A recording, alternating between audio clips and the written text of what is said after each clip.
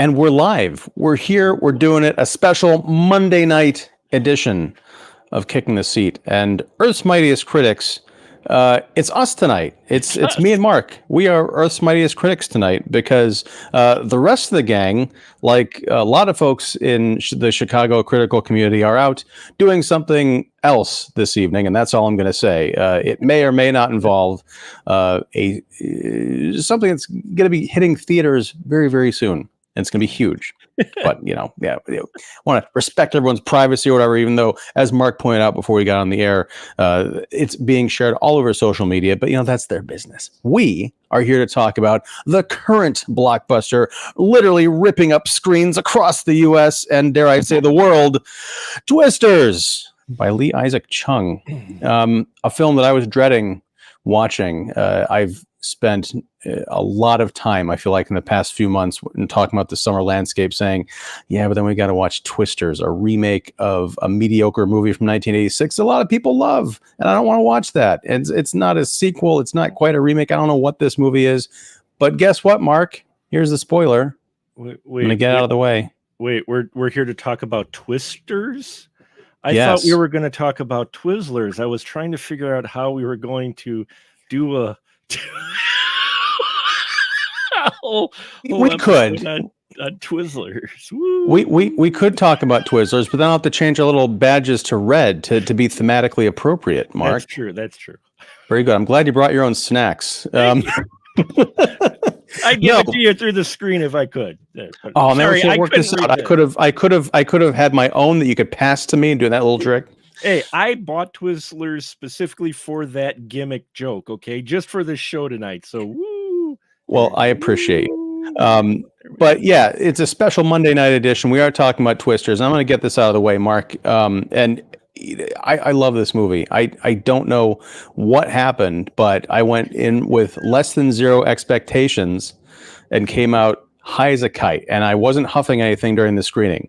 So I'm very curious to see what you think about Twisters, and we're going to get into all of it, from the criticisms about a lack of an environmental message, which I think are unfounded, to, hey, it's a big, dumb summer blockbuster. What do you expect? And my counter to that, which is, this is not a big, dumb summer blockbuster. This movie is very smart.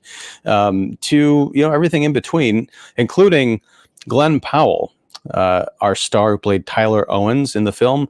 And, the actor is the only reason that I went to see Twisters. Honestly, I was going to possibly sit this one out until I watched a Netflix movie called Hitman, which I talked to Jeff York about some time ago. And he blew me away in that movie. And so I'm like, I will watch just about anything this guy does. And sure enough, he's one of the main selling points of this film. No surprise, because he's becoming the biggest thing on the planet. But I'm getting way ahead of myself and probably both of us, Mark. What did you make of Twisters? I actually called it kind of a spirit of the big, dumb blockbuster film. When I say dumb, though, I don't necessarily mean that it's poorly written or anything. I just mean that it checks all the boxes of what summer blockbusters used to be, and that's why I called it a big, dumb blockbuster film, because it checks all the boxes. You've got some plot armor in here. You've got, a crazy concept. You got some wonderfully choreographed, action scenes in here. You got very charismatic folks in here. The film never gets that heavy. It's made for entertainment value for sure, and some thrills and roller coaster ride and all that, and it hits all those boxes. So, while it didn't, pardon my pun, blow me away, I was highly entertained, and I had a really good time at the theater, and it took me back to what summer blockbuster films used to be, which were films like these. Well, yes, and I would say, there are the big, dumb summer blockbusters, and then the movies that gave us the blockbusters, which are now held as like cinema classics, movies like Jaws, movies like Star Wars, the Indiana Jones movies. You could say they're kind of escapist fantasies, but I mean, if you look at Jaws, it's a summer movie that it kind of took everybody by surprise, but it's a very serious movie. And I honestly think that Twisters falls into that category, because I think I talked about Glenn Powell, but I want to start with Daisy Edgar Jones. She plays Kate Yes. in the movie. I couldn't stop thinking about our discussion last week with Longlegs. And the difference between Micah Monroe's portrayal, her version of a character who's been through trauma and is now having to fight through those issues while dealing with, kind of a present day tragedy, and what Daisy Edgar Jones does with a very similar starting point. She has the full range of personality in this movie. We get to see her serious. We get to see her kind of lost and, 1,000-yard stare. We get to see her, smiling and laughing and rediscovering the version of herself that she lost, that, was around before the tragedy. I mean, I was not expecting this during this movie. I thought this was all going to be about, hey, it's almost 30 years later. We got all this new CGI technology. Let's just like blow stuff up and have fire tornadoes that we're going to shoot firecrackers in. And they do that. But this movie is much more concerned about story than it has every right to be. And I think the key to that is not only Joseph Kosinski, who was a co-writer on this film, or I think he came up with the story. He did Top Gun Maverick, he did Oblivion, a lot of stuff with Tom Cruise, very smart stuff with Tom Cruise. But also Lee Isaac Chung, who did Minari from a few years ago with John Cho, which was a very down to earth family drama about immigrants moving into a town in the South. That spirit, I think, weaves its way into this movie and keeps it from being something that's forgettable. I'm going to catch a lot of flack for this, but this is one of my favorite movies of the year so far. Cool. What's wrong with me, Mark? What's going on? Oh, nothing's wrong with you. You enjoy what you enjoy, and you take it as however you see in it. As for me, the characters were definitely charismatic. I mean, both Glenn Powell and our lead Edgar name. Just call her Daisy. Daisy, yeah. Our two main characters are very charismatic. We stay with them, and I really enjoyed both their stories. I mean, Glenn Powell is playing the good-looking suave, lead actor, like we're used to again in summer films like this, or what we were used to, But he does at least have a couple of more layers to him than you might expect, which was nice to see, especially given the trailers that you saw. I figured we'd have layers with her character. His, though, was a surprise that he had a little more depth, and I think a lot of that actually is because of Glenn, of the performer. This character could easily just have been one note, and he was a little bit more rounded than I expected, in a good way. I just am sad that we only had so much time and we couldn't hang with some of his crew, because I liked all the side characters too for what we got of them. I liked this crew quite a bit. The story takes a couple of interesting turns as well. And again, it didn't hit me quite as much as you. It is one of my favorites of the year. I'd say more of the top enjoyable films of the year for me. I think I had a little bit of trouble. Now, I don't know tornadoes that well or whatnot. There is a little bit of plot armor going on with some of the survivability, but that's okay, because films like this, you're going to get that anyway, where it's the 1 in 100 chance they actually survive whatever they're doing. And so that didn't bug me either. There wasn't anything in the film that really bugged me at all. It does exactly what you want it to do, and this is what Scotty Davis would call a requel, and that's the best description of it, in that it has the spirit of the original. It even has maybe a few Easter eggs from the original, but it never really addresses the original, though it is called Twisters and kind of plays as being a sequel, because it's very thematically the same as far as, hey, tornadoes, we got to understand them. But yeah, I mean, it's fun. It does what it needs to do. I had no real issues with it. There wasn't anything that stood out that going, wow, that was awful. I enjoyed the music. I thought the special effects looked great, and yeah, overall solid.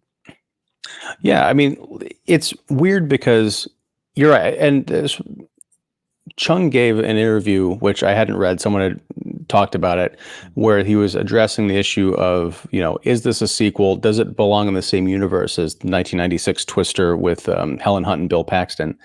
And he said that it does, but I don't think that's actually in the movie. Now, one of my criticisms before I even watched the movie was from the trailers, you see the silver balls. So that was the whole thing from the original film. We're like, we're going to send these up into a tornado so it can get readings and help prevent them. And they lead with that. And that's in the opening scene, but it's pretty much only that's the whole thing with the Dorothy is right there in the beginning. And that's the tie. I guess the idea is that the researchers from that first film, they kind of they donated their equipment to the school that Kate attended, and then she made that her project to create Dorothy 5 because they had 1 through 4 in the first movie. They do have the barrels with the hooked up on the back of the trailer. They're taking into the tornadoes to kind of get stuff up there, but they do have some twists on that later in the film. So that is kind of answered in there, but it didn't bother me as much. It's a device that we use in the very beginning, and beat by beat, this is a remake of the first film, much like The Force Awakens was a remake of The New Hope. Right. Mm-hmm. But it feels like Chung and the screenwriters said, okay, we've got this maybe a mandate from the studios, Universal and Warner Brothers, a co-production.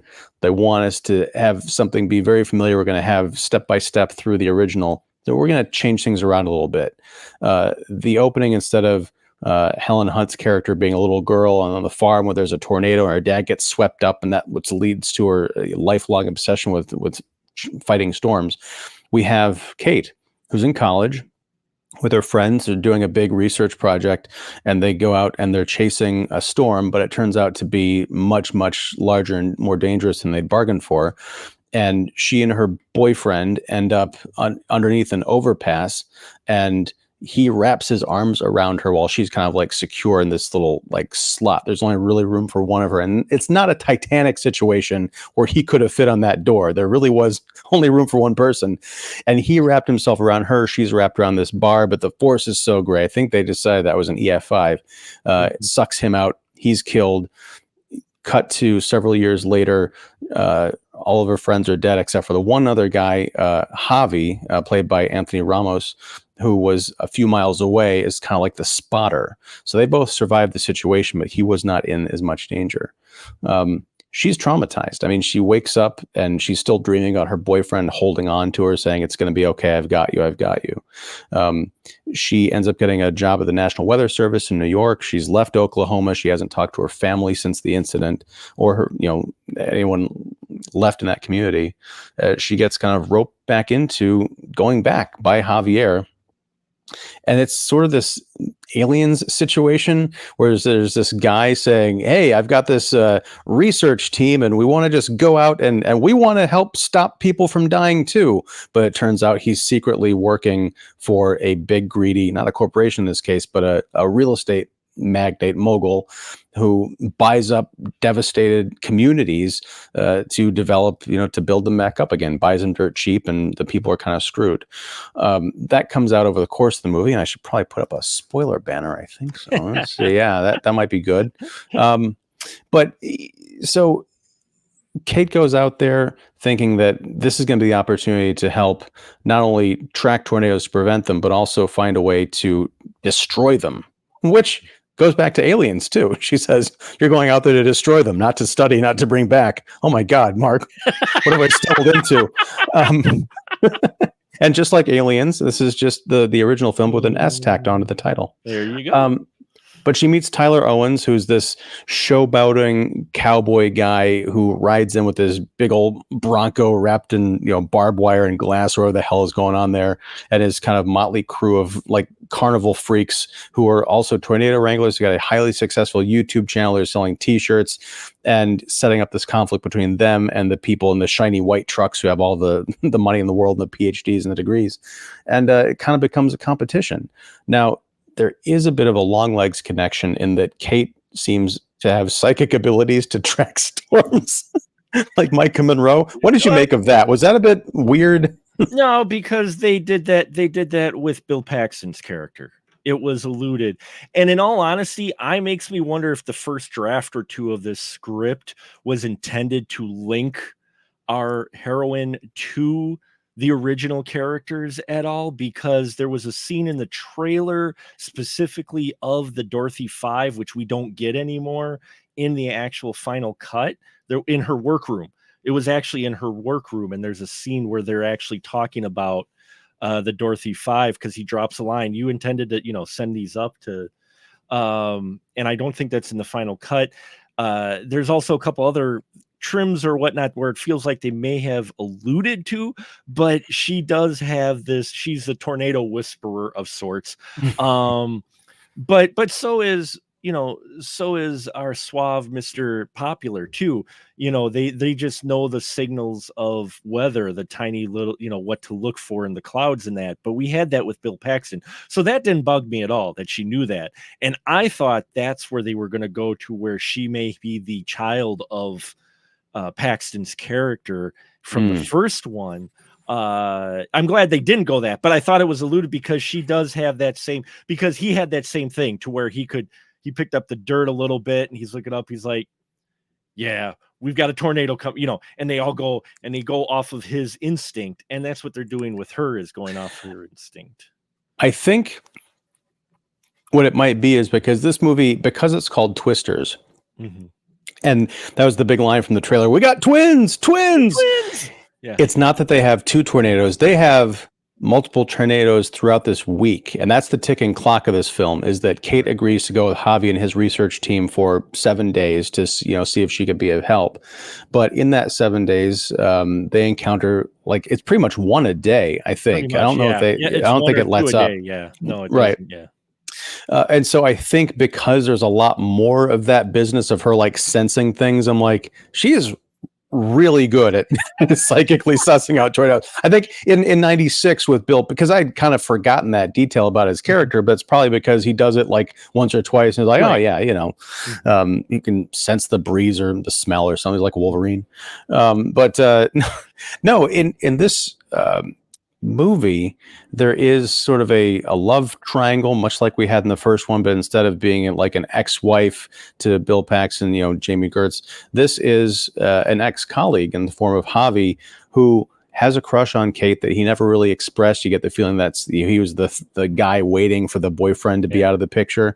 And now that he is, he kind of wants to put the moves on her, but he's a bit nervous. Plus they're in this professional capacity and he's keeping a secret because she is completely naive to these real estate developer plans. That is revealed throughout the course of the film. And there's Tyler Owens, the guy that she has nothing in common with, and he's a complete clown and a joke, and he's just doing all this chasing for glory. But it turns out that he's very smart. He's got a degree. He knows what he's talking about. He's got a crew that loves him, and again, spoiler alert, he's going into these ravaged towns, but instead of buying up land, he's offering coffee and hot meals and using the proceeds from these t-shirts and his YouTube channel to help people. And this is a detail that I absolutely loved. The evolution of the idea of Twisters is they've got a YouTube channel, but he and his crew are explaining how tornadoes work and the science behind it. It's like, hey, look at this cool thing. This is happening because XXX. I'm not a science guy, but it's neat to see the education going on instead of it reminded me almost like a Mr. Beast thing. He's not necessarily educational, but he is charitable. So he's doing these crazy pranks and things to benefit people. I thought that was a sweet touch. Well, and there is an actual group of YouTubers that are storm chasers and analyze things. The Y'all Network, I think it's called, or whatnot. I know it sounds kind of funny, but it's a group of, and I started watching because my wife picked up on it when we had some severe weather last month start to push through here more. And you go on there and he gives a weekly update or every few days update explaining at a very good level the troughs, what you're planning on what the weather service sees, what they're saying, what you can expect, what you're not. And it's fairly accurate, but it is YouTube as well. And they do the same thing. They do fundraising. They do, like when Greenville, I think it was, or Greenfield. Yeah, Greenville, I think. Iowa or what, I got slammed and pretty much got annihilated by, I think it was an EF5 or 4. They took up a fundraiser to help people, and they've got a trailer full of like barbecue equipment and such, and they go to these places. So watching this after I discovered these guys last month on YouTube, I'm like, wow, the parallels are amazing. This guy, he plays it up. They don't do that much, where they're driving into tornadoes and shooting off fireworks or whatnot. They're not that extreme, but they are storm chasers on YouTube, and they're using their proceeds to help people who end up getting just annihilated by these storms. So seeing that parallel here, I was like, okay, this kind of gives this oddly a little bit more legitimacy to his character and what he's doing. It's not just a gimmick for this character. There are similar people doing similar things out in the real world. So I kind of like that. I like that a lot of concepts in here felt actually real world based, a little bit more than in the first one. It felt like they knew what they were talking about a little bit more in this one than the science in the first one. Though again, I'm not a meteorologist either, so I couldn't tell you for sure. But or as Kelly Bundy would have said on Married with Children, I'm not a meteorologist. Man, I missed that show. But no, the other thing is like, this movie has, I think, some really great characters, and they're not treated the way that these archetypes are treated in blockbuster movies typically. You've got Ben, who's a journalist from London who is profiling Tyler Owens. He's doing like a ride along, and he's the kind of the buttoned up, nervous British guy who's afraid of his own shadow, and he definitely doesn't like storms. I mean, I think when we first see him, he's stepping out of the truck and doing everything he can to avoid a puddle, right? Yeah. He, in a lesser movie, would either be the prick, the bad guy, or the adjuster from a Jurassic Park who's only there to be eaten, and everyone applauds like, I didn't like that stuffed shirt guy. But no, he's there to the end. Mm-hmm. He's a bit of comic relief, but there's this great moment where he and Tyler are sitting up on a hill and they're watching Kate down like on another hill, like in the distance. She's looking at storms, and Ben takes some pictures of her, and Tyler's like, she's your story, not me. And it's just a touching moment because they both agree, like they've gone on this crazy journey together, and they're all important to the story, but Tyler doesn't have the giant ego to say like, hey, why are you taking her picture? Yeah. I mean, there's a line of like that early on in the film, but it's not kind of a jerk move. It's kind of like, hey, we got to focus here. Don't worry about what she's doing. Well, I think what does it is that you have two characters on equal level with our two main characters. They're both on, where he, comes off initially as abrasive in Mr. Macho stuff, and he kind of goes, he realizes, oh wait, this person I'm talking to is another person that knows what I'm talking about, so I can't really BS people or just play this light. He's like, but at the same time, he finds a kinship, I think, with her, and later kind of romantical, which probably was one of the only things that I had an issue with. But and I'm not against romance. Mark hates romance. No, you hate romance in movies. I do. I gotcha. I do not hate romance in movies. But that aside, I think that was what's interesting in the turn of his character and his approach to her. It wasn't necessarily the fact that he either was attracted to her or whatnot. It was the fact that, holy crap, out of all these people who continue to follow me or whatnot, and all these wannabe weather chasers and whatnot, I actually have someone who's on a level at or even a little bit above what I can do and what I do, and so I think that fascinated him. She fascinated him because, one, she did not just kind of, oh my God, you're Tyler, and at the same she time, never heard of him before. Yeah, she never even heard of him, but at the same time, they're on an equal level, and I got the impression he didn't meet a lot of people like that who, one, weren't trying to cozy up to him outside of his crew, everybody outside of his crew cozy up to him to be famous as well or whatnot, or didn't actually only Googled whatever facts they knew. And here she knows her shit. And he's like, I'm very impressed with her. I got the impression. And that's was why he had eventually wanted to help her, because he's like, holy crap, you know your stuff, and you actually got some pretty good stuff here. Why just stop? You know, you get that wonderful scene later on when they go in the barn, which I thought they were going to allude to her mom being the ex of Bill Paxton's character, because she looked a lot like her. And I'm like, okay, wait, here comes the connection. But they didn't do it. I'm glad they didn't. Okay, don't get me wrong. I'm glad this didn't turn into some legacy sequel, because I think that it would actually take away from this by just making it its own thing, which it does, and these characters their own thing. It really helps keep its steam going, rather than, oh wait, no, there's the gimmick, when you don't actually get that part that could have easily fallen into that trap. Yeah, and you know what I like about when they meet each other in that kind of the crowd scene, it's the scene we saw from the original Twisters. The groups all kind of come together at, you know, they're gonna chase one storm and they don't like each other and all that stuff. Tyler Owen does respect Kate, but he's not intimidated by her. I think you're right. She's different from a lot of the people that he regularly comes into contact with, and I don't know if this is the direction or if it's a choice that Powell made or both, but he could have, on the page, you can kind of see it, like, close your eyes and imagine the dialogue a little different with a different delivery. He could have been a yeehaw, good old boy Southern caricature, but he's not. He just talks like Glenn Powell. He might have a little bit of a twang, and he does a great, you know, woo kind of a thing, but he's not a cartoon character. And it kind of, and because he's got a very, you know, I'll say it, diverse crew of people, you know, from, you know, Oklahoma locals, it does kind of paint this idea that not everybody who's in the South or Middle America is just like, you know, white and dumb and ignorant. You know, these felt like real people. And I also appreciated that it wasn't, you know, this movie didn't feel like it was pushing some kind of a message like, oh, check, like you mentioned, checking boxes, but in terms of diversity, these are all really fascinating characters that I would love to follow. Did you recognize Katie O'Brien from Love Lies Bleeding? And yeah, I did eventually. I'm like, wow.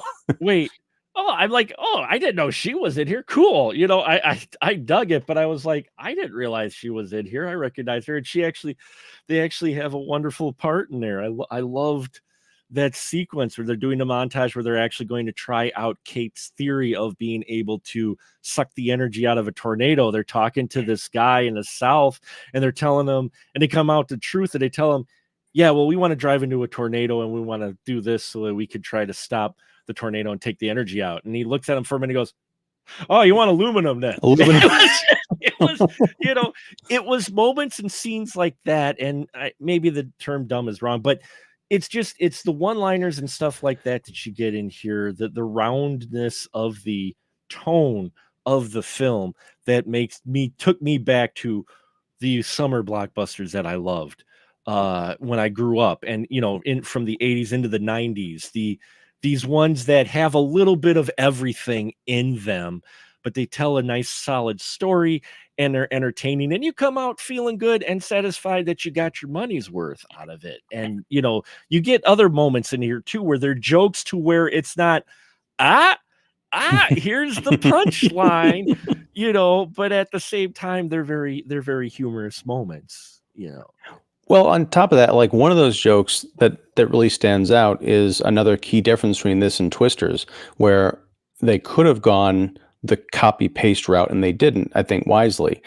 At the end of that film, it was Carrie Elways, right? Was the leader of the bad scientists. They were the commercial scientists. Yeah. Right. Yeah. But they were also the bad scientists. They were the jerks. Yeah, right. Yeah. They got sucked up into the tornado and killed or whatever.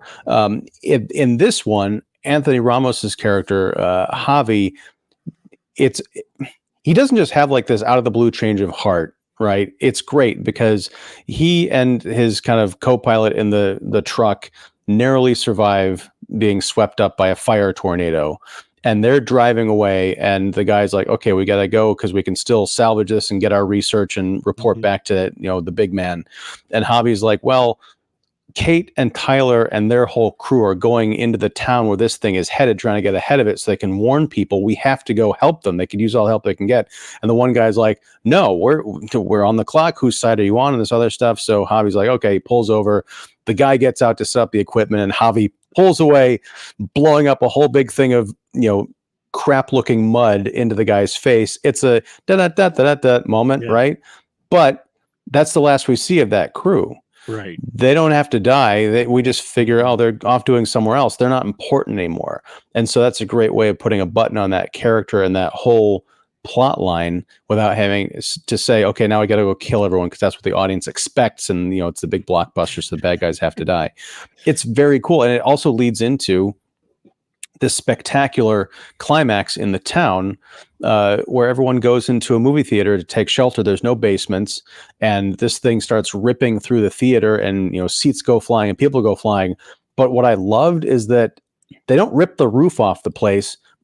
They're showing Frankenstein, which if you want to get into the layers of man messing around and causing these violent, horrendous problems with nature, there's some layering for you. People who are saying, oh, this movie has no environmental message. I'll get back to that in a second. But they're showing this movie. The tornado is coming from the back of the house, and it rips apart the wall that has the screen on it, but not completely. So the screen is still kind of framed, and it looks like the tornado is the movie. Everybody. I'm like, whoa.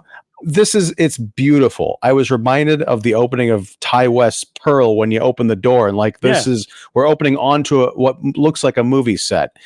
It's gorgeous. It was a jaw-dropping moment for me at the end of this movie that I had no business loving. Yeah, no, there's a lot of those too, and there's some wonderful cinematography in here as well, and the sound design and everything. I will be highly. I felt this way when Maverick came out, and I was glad that they went ahead and listened to me in the Academy for once, because You're a power broker, Mark. Don't let everyone tell you otherwise. I hope they listened to me again in saying that the sound in this film deserves a nomination at least, because the sound handled in this was so well done. You felt like you were in the tornado or around the tornado. You heard it coming. You heard sirens in the back. The mix of this was great too. I mean, in the theaters, and we've talked about in the past, big blockbuster type films like this with a lot of effects and sounds in that, they don't tend to be mixed very well. You can barely hear dialogue or something. And in here, all of it was mixed really well.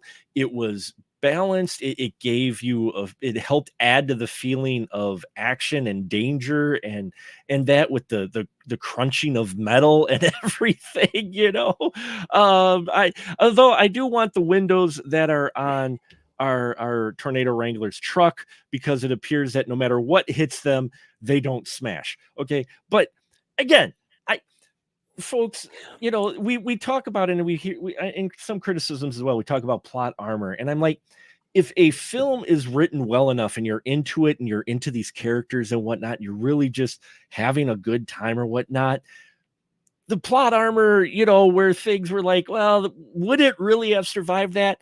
You could either let slide, or it's not important at all, because you're enjoying the moment. If the film is bad and then you notice the plot armor, RoboCop remake,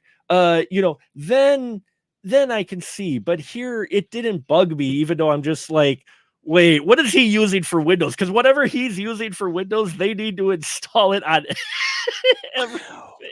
Well, I mean, that's the thing, is like, it is they could have handled it a couple of ways. One, they could have said, just drop in a line of dialogue saying, hey, we're using the same stuff on these trucks as bulletproof glass or something like that, can withstand anything. Right. Or the way I kind of interpret, I didn't even think about it until I got out of the theater and I was seeing people's reactions like, there are no broken windows in this movie. There were a few. Yes. Possibly not enough, but if you look at it, I mean, the trucks get hit by a lot of stuff. You could say it's convenient that they tend to usually get hit head on, on the roof or on the doors and stuff. Like, the windows are very lucky. Maybe they have a force field or something, but I didn't have, as big a problem with that. I do want to talk about this idea that people are complaining because the film doesn't underscore the global warming problem that likely led to these weather events, according to some people who are watching the film. And Chung, I think, addressed that in another interview, saying he explicitly did not do that, possibly because he didn't want to make it a message movie and possibly alienate half the audience who don't caught into that kind of messaging. But I'm watching this and I'm thinking, anybody who's concerned about that may have just read that interview and said that he wasn't going to address it, but then didn't go watch the movie. Because to me, there's newscasts all over Twisters where people are saying this is a once in a generation series of events. We've never seen weather patterns like this. The destruction is ramping. Things are getting worse. Like, it's all there. You just literally don't have someone coming out and saying, this is because of global warming. I don't want to say these people are autistic or something like that, but it feels like there's this degree of like, we have to underscore everything in order for someone to get, because no one can get nuance anymore. Yeah, I'm not quite sure on that criticism, because here's the thing is that, and movies, we see it especially in indie films or that, but they address hot topics in our culture and whatnot in various different ways. And here it's being said without actually, like you said, saying climate change. We are seeing right now, this summer, the most outbreak in tornadoes that we have ever seen in since they've been recording it. Over 1,500 some odd tornadoes. If you come into this film and you're taking the knowledge, and especially if you're unfortunately enough to be experiencing some of those, if you come into this, you've kind of got that knowledge in your back of your head, even your subconscious. So while you're watching this and suddenly you see, oh, we suddenly have this massive outbreak of tornadoes in this area in this film, you can automatically fill in the blank going, oh, this is probably because of global warming, without the film going, hey, this is global warming. It puts enough of the other elements from the real world in there, or touches on it, to where you can piece it together. Yeah. And that's what another thing that I respected about the movie is, again, a big dumb summer blockbuster would have made that. They probably would have put that on the poster, for crying out loud. But this one, it makes you do a little bit. Geostorm. But this one, they don't even make you work for it. They just make you have to pay attention, which is something that I appreciated. Yeah. We are running into a bit of time here, because folks, if you've loved me and Mark talking and you can't get enough, the conversation is going to continue in just about an hour when I join Mark on the Spoiler Room podcast, talking about 1932's Murders in the Rue Morgue. So a little bit of a different conversation. So we're going to wrap it up here, because I'm going to do his pre-show, which you can find on Patreon. Subscribe and get the pre-show, after-show banter about the week's pop culture events and whatever the hell else we want to talk about. But I do want to talk about the kiss, Mark, or the lack of the kiss. Thank God. Help me out with this. I know I know you have a thing where you think that a lot of these relationships are contrived, but I would say that Twisters earns that kiss that we never get. I'm not saying necessarily contrived, saying I don't need to see that. And I do like that they did cut that. I didn't think it was needed, because a lot of times when those kisses, and I understand it's movie reality and such, but a lot of times when we get those kisses, they always seem a little rushed. I mean, and I understand love at first sight and all that. Trust me, I know romance. I've been married for 26 years, okay? Which doesn't help your point about knowing romance. But I'm bumped. That's some Married with Children jokes again right there, folks. Take my wife, please. Anyway, Dr. Anyway, sorry. Anyway, no, I'm glad they didn't, because it implies of what is to come between them. I didn't need that to know, okay, I can kind of see where this is going. While I figured they were going to have it, because again, he's met someone on his level, so there's going to be an attraction there as well, for a number of reasons besides just anything physicality. And it's handled better here as far as setting up the attraction and that between them. I'm glad. I guess I just didn't need that to know these two, it's gonna have. I mean, these two, have something coming. I just didn't need it, especially him drilling into the. I'm like, oh, come on, man. Okay, do we need this? Yes. We don't need him to drill his truck into Yes, we do, because you get Paul Scherer doing the what? What are you doing? The airport cop. That's true. You do. No, I am not. If anything, yes, it is set up better here to where you almost expect it. I was happy they didn't, because some of the other things I did predict where it was going to go, not in a bad way, just that this film and seeing it, I kind of knew where it was going with it. I was glad we didn't get it, and I'm glad we didn't get a head bump either. Him showing up alone, and you see the two with each other, you're like, okay, I know where this is headed. It's still kindling, though. It's still kindling. It's not exactly full blown yet into the kissing realm. And that, I guess, just for me, I appreciated that a little bit more, because it was like, okay, she may make him work for it a little bit more too. No, I gotta disagree with you, Mark. By the end of this movie, they're past the "you gotta work for it" phase. They have been through hell together over the course of several days. And here's what bothers me, and it underscored more by the article that you sent me earlier today. I think it was from CNN or one of those places. But and I'll post a link to it down below later. But essentially, they from what I understand, that they had either written it differently and or filmed it to the point where they even actually filmed it. Okay, so the movie did end on a kiss. Now, again, we're in spoiler territory. If you can't figure out that Glenn Powell and Daisy Edgar Jones end up okay and together at the end, I don't know what to tell you. But he makes this big romantic gesture by double parking and drilling his truck into the pavement outside the airport so he can rush in and catch her before she leaves. And the thing is, yeah, romance is all but dead in major mainstream motion pictures, because I don't know, people are obsessed with destroying the family and pissing on love. But in this film, it's building up to that kiss, not only from what they go through beforehand, but that last scene setting up, oh, you got to go get the girl. You got to go get her. She wants you to come follow her. I mean, she all but says it. Like, if you come after me, I will give you a big old smoochie. But then they don't. And it turns out Steven Spielberg came in and suggested, hey, you know what's really cliche in movies? People kissing at the end. So they rewrote and reshot it. So there's not that. And as I was leaving the theater, I'm like, why didn't they kiss? This feels really weird, but I guess.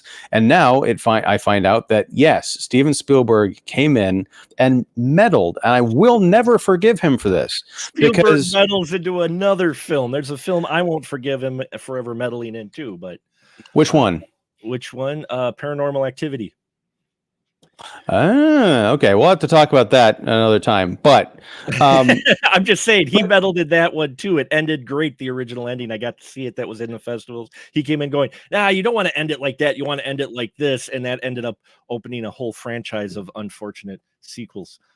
Yeah. Well, but here's the thing. I'm not alone here, because my friend Miguel, who has commented on this show before, he went to see Twisters with his wife today, because we were talking about yesterday, because they're like, oh, we're going to go see it. And I'm like, you're going to have a great time. He texted me to say, we had a great time. But my wife was mad that they didn't kiss at the end. What's up with that? I'm like, and this was like an hour after you sent me that article. I'm like, oh, it gets worse. And so I told him the story. I think I sent him the link. And then he said, yeah, I just told my wife and she's furious. I'm like, yep. Because yes, you don't need every movie to end with the two main characters falling in love and kissing. But when you spend almost 2 hours building up to that, and they're like, well, maybe something will happen. They're on the road to it. I'm like, yeah, but this is the movies. This isn't a television series. We're going to be following them for 13 episodes, Sam and Dianing it. Just show us what we showed up for. Twisters and tongue. Sorry. Wait, tongue twisters, there's a pun in there somewhere. That's a different version of this film that I'm sure Alex Braun is making right now. So it's called Twist Hers. Right. But all right, we're gonna get out of here in just a second, but I gotta give some love to Sajio, who popped into the comments here.